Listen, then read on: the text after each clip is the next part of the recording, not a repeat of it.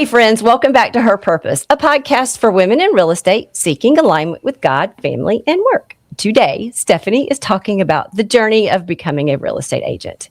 Year 4 reflections. And I'm having a hard time not giggling. We're giggle people. We've all been doing this now.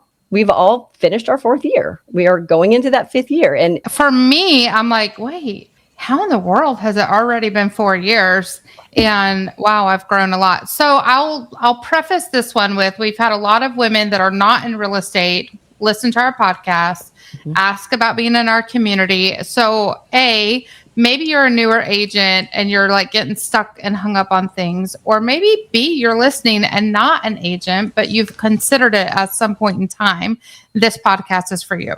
If you're a long time agent, maybe you'll get a nugget too. The Lord always works in mysterious ways. Oh, yeah. Okay. So 4 years in, going on our 5th year, Dominique, did you have a clear plan of action going in? Did you know what you were going to do and how you were going to accomplish things? And if so, what did that look like? And if not, more. Absolutely not. This January 2026 was the start of my 4th year, and absolutely no clue what I was doing. I learned along the way, and that was definitely a big learning curve coming from hospitality. Just the structure of how things needed to go.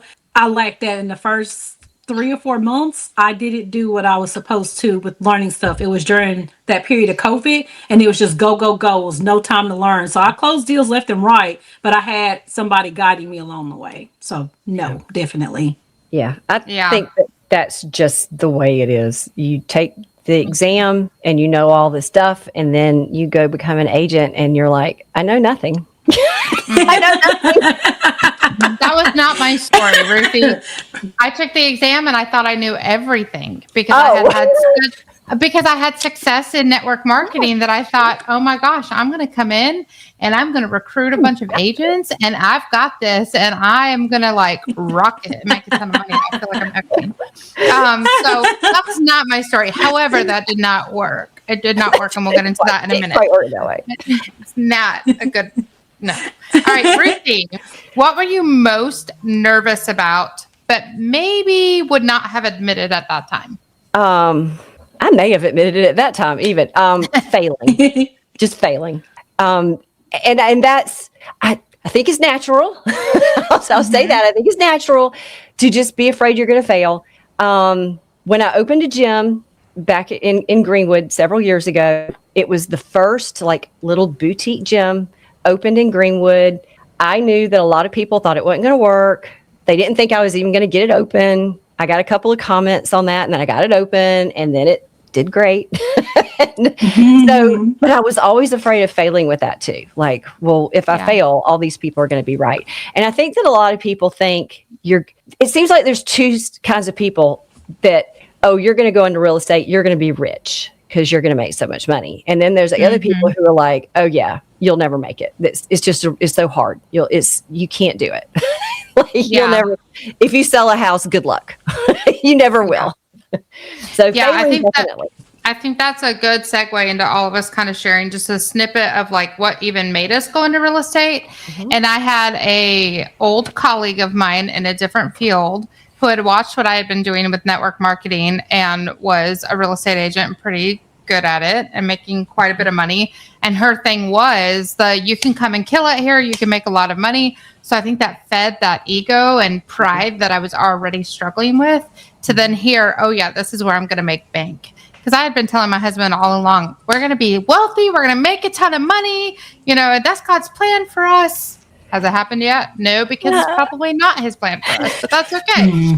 But anyway, so that's my story. I kind of took the leap when I had somebody in my ear talking to me about it. But the Lord also confirmed it along the way. Yeah. Yeah. It's tough. We need So what made y'all go in? What made me go in, I always wanted to be a real estate agent. I just always remember thinking that's something I think I would enjoy doing. And then after David and I got married, I don't remember how many houses we bought now, but every time we bought a house, I was like, one day I want to do that. One day I want to do that. Because it looked to me like somebody calls you and they say, hey, we're looking to buy a house. And like, I already know you, or somebody knows you who loves you. And so they just call you and you just take them to see some houses, and they just get their loan and you just close and it's all good. It's easy.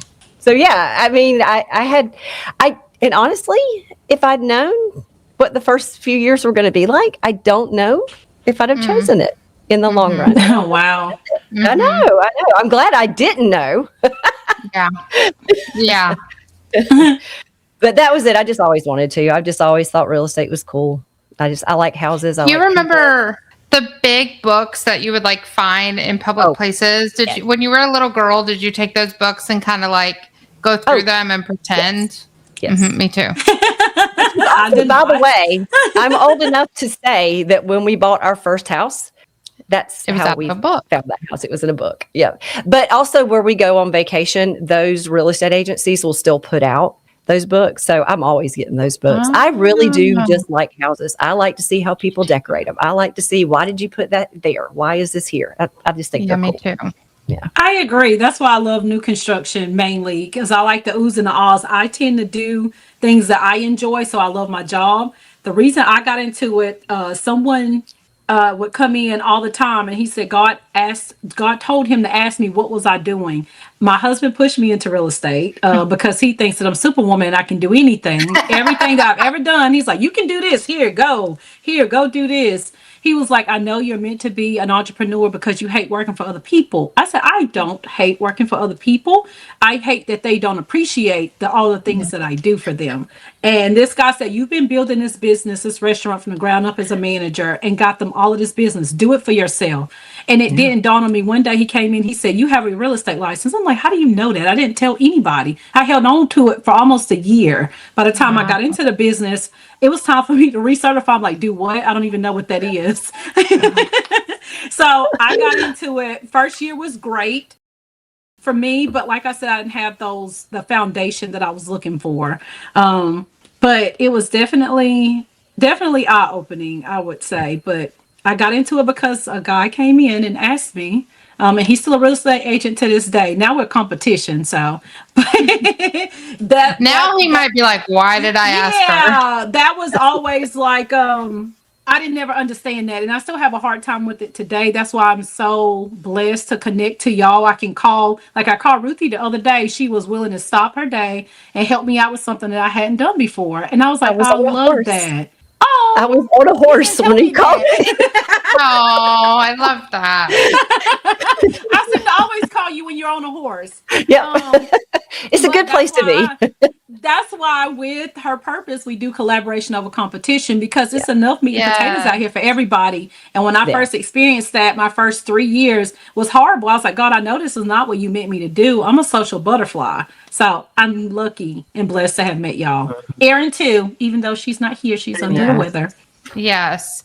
All right, Dominique, let's go back to you. How did you get your first client? Since you kind of waited for like a whole year to really use it, how did that happen? I had two at the same time. So do y'all remember Op City? Yeah. Mm-hmm. Op City. I was a dinger. Okay. Like as soon as my phone went off, I'm like, I got the lead. For those that are listening, what is Op City? So Op City is, let me remember now. Op City was a platform where you pay it close, right? Pay it close. And they would ping your phone if someone opted into their website and wanted an agent to look at a specific house. And you would have to catch the lead. If you didn't get it, you're out of your went on loss. to the next agent. Yep. Well, I love that. All right, Ruthie, what did you think you should be doing in real estate when you started versus what you actually learned to do? I had no clue what I should be doing. None, not whatsoever. I started with a brokerage and it was not a good fit. But the broker was not good for me. She wasn't very good with baby agents. There were not a lot of people working in the office. So what I thought I should be doing was going in the office every day and opening up my little computer and getting onto that company because it's a nationwide brand, and like they put me in this boot camp who was telling me to do all these things. So I'm in this boot camp and I'm trying to do all the stuff, and it's like get 200 and open up your phone and download all your contacts to this CRM, and we'll send out postcards to everybody to let them know that you're an agent. And I didn't do that, thankfully. So what I thought I was supposed to be doing was that.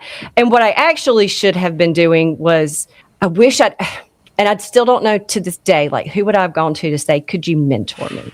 Yes. Is something we don't have in real estate enough of that are good. Yes. And I wish I'd had a mentor. That's what I should have been doing, was I should have been sitting at somebody's feet going, okay, what do I do next? Okay, what do I do next? But what I ended up doing was I left within a few weeks. I knew this is not the right place for me. I got to get out of here. And by that, though, I was really confused. And so I ended up on a team, which the team was great for me. I have no qualms with that, but I never thought I'd be on a team. So I didn't stay on it for very long either. But the team, we didn't do Op City. I don't remember which, maybe Boomtown. I don't remember, but Zillow leads. So same thing. Yeah. We, everybody on the team, we get the notification, and whoever was fastest on the phone, got the lead. So I spent a lot of time chasing Zillow leads. None. I'd say it was a lot of wasted time. Mm-hmm. The first few months, I didn't really learn much until after the first year was over, probably about what I really should be doing. Systems. Yeah, That's true. Yeah, I want to tag on to the mentor part, because I'm going to do a shameless EXP plug for a minute. When you're a new agent or an agent who has not produced, I think it's 3 transactions within the last 12 months, you're required to come in and have a mentor.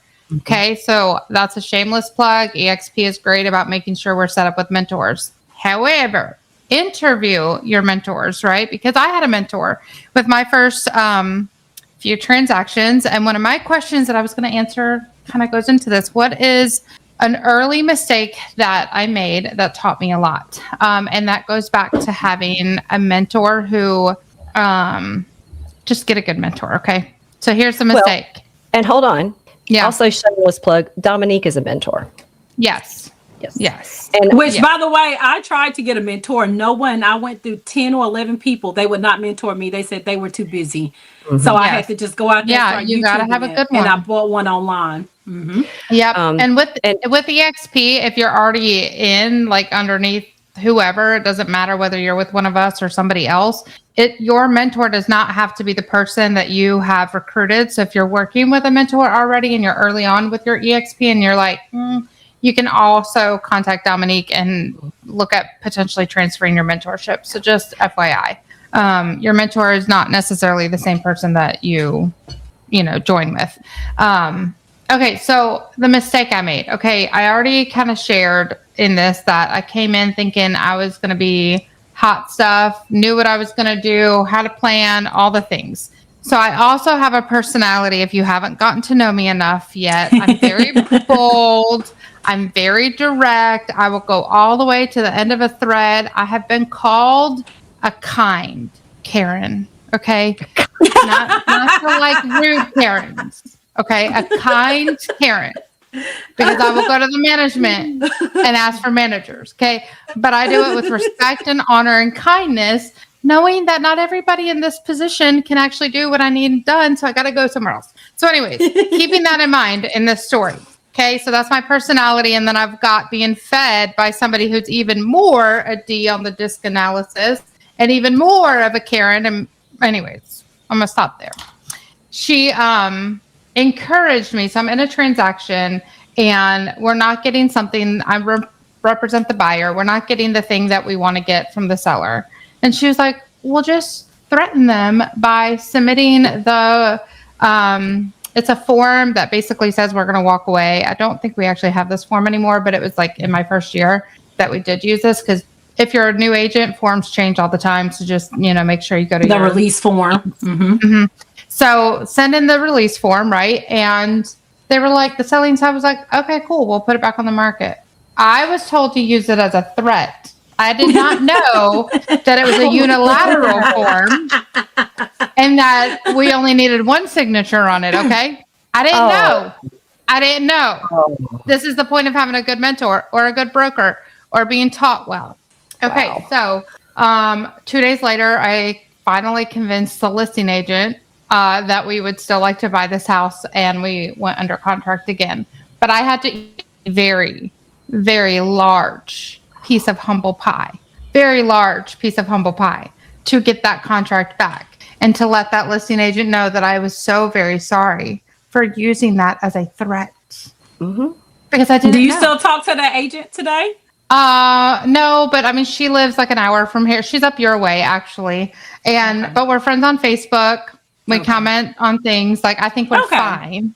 You know, I learned from that. She was very, very kind about it. And she was like, listen, if I can teach you anything, go to your broker over anybody else, but make sure that your broker is going to be humble and mentor well, and that they're highly educated in contracts to teach you how to be educated in contract law too. So, yeah, mistakes, guys. We all make them. That was one of my multiple. Yes. Yes. Okay, Ruthie, what was one of the hardest parts of your first year that nobody prepared you for? The emotions. Just the absolute emotions. And don't trust everybody. Amen, sister. Yeah. Even people that you think you know. So I am in the town I grew up in now. I was gone for 27 years. We moved back 7 years ago, and I became an agent, I guess, 3 years into that. One of my first, it was within the first year. Huge property, crazy property. And it was, the other agent was a friend of mine from high school that I spent a lot of time with, knew her very, very well. The buyer was somebody I knew from high school, and it was horrible. I thought, because even what she said to me was, this is going to be so amazing. We're going to get to work together. I can help you. And I was like, yes, hallelujah. Ooh. Oh no, manipulation that can come from that. It didn't turn out that way at all. It was awful. It did. It turned me upside down. And it was like, okay, Lord, we talked about this before I went into real estate, and you said, yes, that's what you're to do. And I did it. And are you sure? Because I don't like this. I don't like this at all. I mean, I was mad, and I was hurt, and I was embarrassed, and I was so many things. And to this day, we see each other, and I look the other way. I just don't even act like she exists. I can't. And if we ever end up in a transaction together, everything will be through email with both of our brokers on the email. It was just horrible. So it was finding out real fast and real hard. You really can't trust everybody, and that's it. And the emotions are hard. You're going to have times that you just question everything and think, this is the dumbest thing in the world. Why am I doing this? The self-doubt that can come, and the the feelings of inadequacy, second guessing, and you're like, do I actually want to keep doing this? Lord, are you sure that you said to do this? Oh, yes. 100%. Sorry that happened to you. I had a transaction one time where the other agent, so I am new to the iPhone, so I have both phones now, but I didn't realize with the iPhone you could take back a message. So we were messaging through, and I was like, okay, this is good. We're texting. I have a paper trail or whatever, because she didn't want to email. Fine, whatever. Yeah. This lady's been doing it for over 30 years, so she knew what she was doing. She agreed to pay the seller's closing costs, sent the contract back and hit seller, but never put her in an amount. And I thought it needed to be an X. She even went in her text messages and took the message back. We were actively texting for about 5 minutes. And then I went back. I told my broker, I said, hey, she sent me this in a text message. She's like, pull it up. Not nowhere to be found. And I was like, you have got to be kidding me. You have got to be kidding me. So now, if it's zero, I put a zero. If it's $10,000, we put in an amount. I didn't know that she didn't have to now pay the seller's closing costs in my first year because she didn't put an amount there. I was like, wow. Man, listen, those 30-year-old agents that Let me tell you, if you're in your first couple of years of real estate or you're thinking about getting into real estate, don't let us deter you in this. Just take this as they're mentoring me and they're giving me wisdom and telling me what to look out for, because those agents that have been around for a few decades, not all of them, okay, not all of them. Not all of them. But there are a large amount of them that think that they can eat you alive, that they know more than you, but maybe they actually haven't been to a contract class in a long time because they think they know everything. Yeah. And they actually don't. But they will belittle you sometimes. I have been belittled, which goes back to the emotions of like, oh my gosh, maybe I do suck. When you kind of flip that around and think about it, they've been doing this all these years. We've just had this big lawsuit settled. We've had all these changes, and they come in and they're like, I've been doing this since dirt was born. And so you're supposed to be like, oh, okay, you know everything, but they really aren't up to date. And that's scary for them. Mm-hmm. And so then what do? They lash out at us and act like we don't know what we're doing. I just had one that closed like at the end of last year. This lady knew my dad. This is how far back she went. My dad died in 2000. So she's been doing this since dirt was born. I was just like, yes, ma'am. Yes, ma'am. Yes, ma'am. She told me all the time, now don't forget, you got to do this. I wish I'd had something with her in the first year. I would have actually learned a lot from her. She has kept up and she's got the experience behind her too, to be able to say, okay, now remember this. Yeah. She was great, but now I'm just like, okay, yep, okay, yes, ma'am. Thankfully, I know now. Thankfully, I can say, yes, ma'am, I know. But that would have been nice. I had a lady on one of my first in my first year, and she has been doing it for a long time. She was with the KW, right? Mm-hmm. She was good with mentoring me because anybody can go into KW training, but they changed that now, so you can't. Yeah. She was good with mentoring me as long as I switched to her team. Mm-hmm. I was like, no, I'm good. I'm good because if you going hard recruiting, when I get there, you may not be doing what you tell me you're going to do, because now you got all of these agents. How are we going to get one-on-one time or whatever? And that's one great thing about EXP. You have everything at your fingertips on demand. You can never get enough training. Mm-hmm. Yeah, I love that. And this all goes back to having a good mentor, right? Mm-hmm. Someone who can walk you through those high-level emotions that we are all going to feel at times. And I just want to say, if you are listening and you are one of those agents who have been around the block a time or two, we love you. We love you. And I'm going to tie this back to the Bible. Like, God is a generational God, and we need one another. But there's a posture and a place of humility for everybody, and an honoring of growing and learning together. And we need you, but you also need us.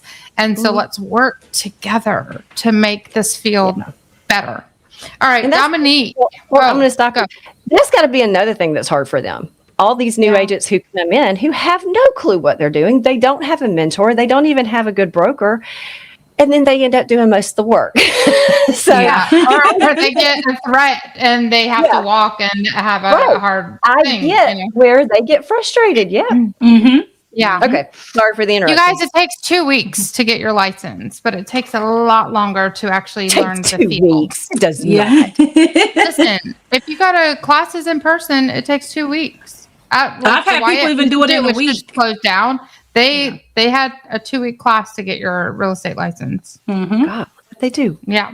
So anyways, it took me 2 months because I did it online and did it at my pace. But all right, Dominique, how did you handle the inconsistency of income? Because the Lord told you to quit your job and to step out in faith before you had built what you've built now. How did you handle that? Okay. I think I just did my Motivational Monday post about this. Do not compare your beginning to someone else's end. So what people don't see online is that for 3 years, I busted my butt and I had a full-time job, and I also did full-time real estate. And people's like, that's not possible. Yes, it is. I got off from work. I didn't work out. There was no working out in this period, walking or whatever when I had time. But I would go straight from one job, change in the bathroom, and immediately go to the next one. And I wouldn't get home till about 7 or 8 o'clock. And I keep in mind, I got up at 3 o'clock in the morning to go to work. And then that last year, God told me, you're getting busy enough. I'm pulling you away. I was like, you got to be crazy. But I heard it plain as day as y'all are talking to me. I need to leave. So I gave my job a 1 month notice and walked away. But I worked a full-time job until I didn't need to. I started off my first year, I saved $10,000, paid all of my bills up I needed to for 3 months. I went through that money so fast trying to advertise for myself. All the things that I thought my brokerage would help me with, they didn't. I was still by myself on an island trying to figure it out. So I had to go back to work. I had to eat that slice of humble pie thinking I was going to be the bee's knees out here. And it wasn't. I was making moves, but it costs money to make money. And that's one thing I hope people realize, like your advertising, your cards, the time. But have your little emergency fund. Definitely have an emergency fund.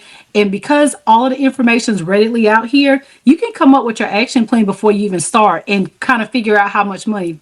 No one talked about that when I started, and I wish that I'd known that. Right. Mm-hmm. Yeah. One of the mindset things that I had to like process through, because I came in thinking that I was going to be the hot shot, right? And that I was going to make a lot of money, is realizing that no matter where I plug in, whether it's a 9 to 5, whether it's real estate, whether it's network marketing, at the end of the day, we can plan something. There's scripture that says that a man makes plans in his heart, but it is the Lord who orders their steps. And he's my provider. He's my provider. And so as long as I steward what I've been given well to maintain those inconsistencies throughout the year, I have never gone without. Every time we've had something that needs money, I'll get a client. So for me, I don't do a lot of the lead generation. I don't do a lot of social media or publicizing myself. But literally, the Lord takes care of my family. And when I need a client, he provides me a client that I can steward well. All right, Ruthie, what did you waste time on that you would never, ever, ever do again? Zillow leads. Yeah. Up City too. I tried that. Oh my gosh. Because those are one and done clients. They want their transaction and they don't want to be in your CRM. Don't contact them because they opting out. They want what they want and that's it. And that's not the business that I'm building for long term. And because they don't know you, they think that they're running the show. I know I had one, she was, and this is before we had the lawsuit handed down a year and a half ago. So in South Carolina, you were supposed to have buyer agency signed before you went and showed the property, but 99% of the time we didn't. It didn't get signed until we put the contract in. I remember one, though, I had a lady call me and she wanted to see this house in a little town that's just outside of Aiken. Took me probably 30 minutes still to get there, though. And she was not pre-approved. And I was like, and my team lead said, everybody gets a freebie. And I'm like, all right. So I go all the way out there, we see this house. They like the house. They're going to call the lender. Then I didn't hear from them. So I called them. They're like, yeah, we decided not to do that one. I'm like, okay, fine. So then a couple of weeks later, I get another call from them. They actually stuck with me. I was shocked. And I didn't really stick with them because I just didn't get a great feeling from them. I was like, they just seemed resistant to everything I said. So called me, said, hey, we want to see this house. And I said, I need you to go talk to a lender. And that one ended up, they wanted to see it in another small town near Aiken. They wanted to see it on a Saturday. I was going to be in that small town that Saturday anyway. And so out of the sweetness of my heart, I said, I will be there. I will. Yes. Okay, fine. But we have to talk about the process here because you've got to talk to a lender. On my way from leaving the first house, this lady called me. She lived about an hour away. She said, hey, I need a ride. And I said, what do you mean you need a ride? And she said, well, I can't get there. I said, you're still in Augusta? And she said, yeah. And I was like, that's an hour away. We're supposed to meet in 15 minutes. And she was like, well, can you come and get me? Okay. I said, no, ma'am, we don't do that anymore.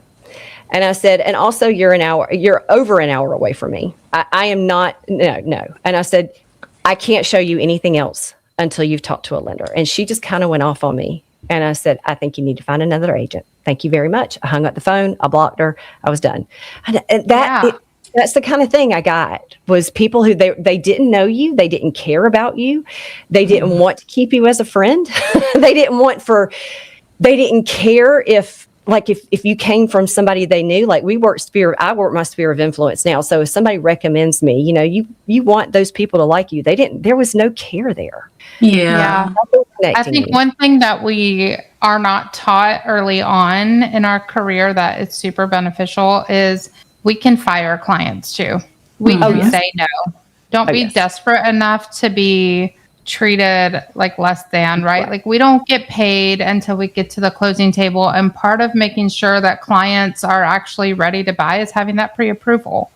And man, people, she was the first one I fired. Know that.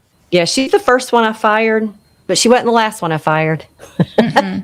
Our time is valuable. Our families are important. And if they're going to ask you to drive out of your way to go spend basically 2.5, 3 hours additional driving both ways, they're not going to respect you throughout the entire transaction process, which can take, y'all know, anywhere from 30 to 90 days, depending on how long, maybe longer, depending on how long it takes to find the house.